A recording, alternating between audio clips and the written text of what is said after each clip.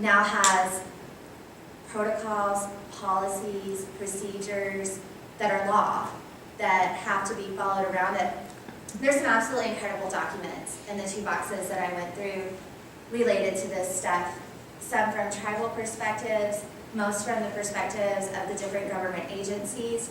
This was the period of time where the Native American Remains Review Committee here in Utah, working with federal agencies, was putting some of these policies and procedures into place. So what's in these boxes of documents are meeting minutes from the sessions where they sat down and looked at what should we be doing, what can we be doing, bringing in people from the state parks, bringing in people from law enforcement, how can this be enforced, what's practical, what would work, and then also bringing in something that I'm going to talk about a little bit more next. How do we do this and truly honor the indigenous worldview? How do we respect these remains, follow our laws, but also put into places policies and procedures that speak to the spirit of this? You know, the spirit of this law wasn't so much about checking a box and saying, okay, I found a skeleton and I did what I was supposed to do and I'm not going to go to jail.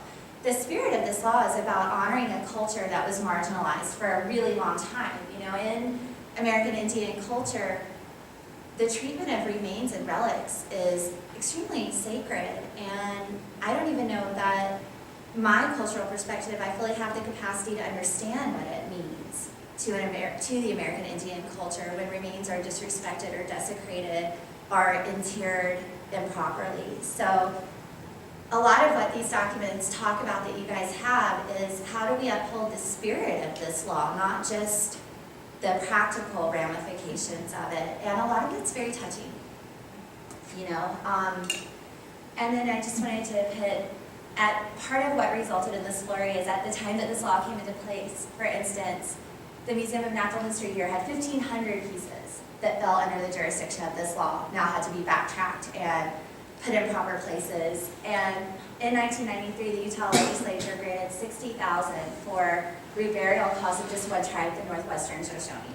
So that gives you an idea of the scope of what the UDIA was dealing with at this time.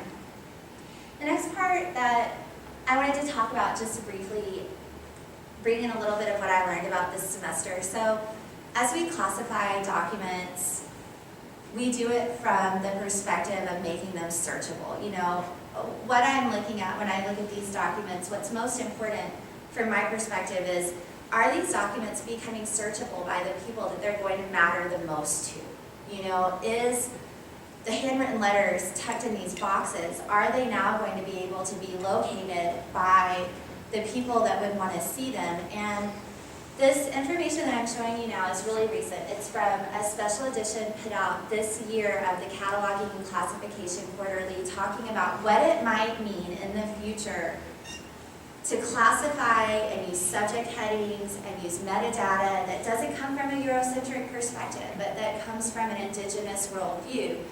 A lot of it's obviously still really theoretical, but what could it mean to the LIS profession if we don't just make these documents searchable, but we make them searchable respecting the worldview of the American Indian?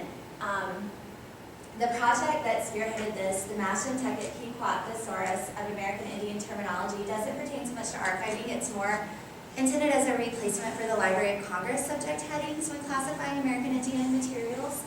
It says we must consider whether the means for accessing these materials, such as the creation of subject headings, are adequate and appropriate for research concerning all dimensions of the American Indian experience. And then it goes on to talk about the relational way of being, the importance of relationships among people, family, land, ancestors, and ideas, and with the universe as a whole, right? Which is obviously a piece of classification that's often missing from a Western-based classification scheme. We're not really inserting spirituality. But to the indigenous worldview, you can't really classify anything without looking at spirituality. And what it means to be indigenous. And so this relational, rather than linear, way of looking at the world, and can we as information science professionals just start to open our minds up to what it might mean to look at the materials that we work with from a non-Eurocentric point of view. This is a sample classification from the Mashantucket Pequot Thesaurus how they might like to see documents about their tribe classified, starting with what I talked about with a spiritual worldview, then going into 4 domains here. And so I think about how would they maybe classify some of the documents that I've looked at. Maybe there's documents that I would put under one heading that they might see under a completely different heading.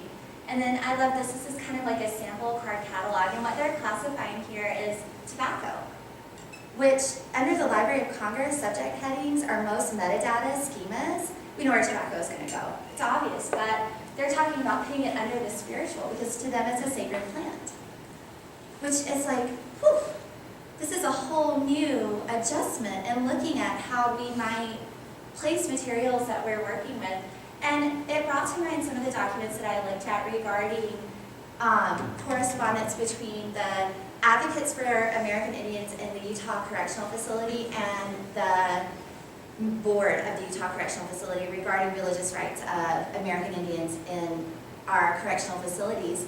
And I think about using this perspective, where would these documents go? Because they're talking about allowing American Indians to hold sweat lodges in prisons. They're talking about allowing spiritual leaders of American Indian tribes into prisons to do unorthodox things that they wouldn't normally allow under the umbrella of religious freedom for prisoners. So it's just something that I really enjoyed thinking about and looking at while I've worked with these documents. And then I found this to be really informative. So this is a section of text written for the Mashantucket Pequot, which are sort of an offshoot of the Iroquois in the general area of New York, upstate New York, kind of. This is written by professional museum writers, a group that contracts out to write text for museum displays. This text over here was written by members of the Pequot tribe. So you see that they say, spiritual beliefs pervaded the Pequot's daily lives. The Pequots believed that many deities took shape in the natural world around them. There were deities embodied by the sun, the moon, fire, water, snow, the deer, and the bear. In addition, a wondrous event or superlative quality in a person or animal might be deemed Manitou, meaning that it was a god or spirit. And then you come over here and see what the Pequots themselves would say about spirituality in their lives. It's present in all aspects of our lives. Like other Native peoples, we believe that all life, represented by a circle, is sacred and emerges from the Creator. Manitou is a word used by Algonquian peoples to describe the spirit that exists in all creation. Manitou is present in people, the land, animals, plants, stones, and the rest of the natural world around us. So over here you see this belief system being marginalized. You see it being looked at as something academic, as something that may or may not be true, but isn't it nice that these people long ago believed in it? And then over here you see these people standing up for their beliefs and saying this isn't something that some tribe believed in ages ago that you don't see as true because it doesn't fit in with your belief system. This is how we live. These are the beliefs that we embrace in our daily lives. So I just have really enjoyed this semester looking at these records and then expanding a little bit of my perspective on what classification of documents pertaining to non-dominant cultures could be. A direction where LIS professionals could go, to not just say, okay, we're no longer going to,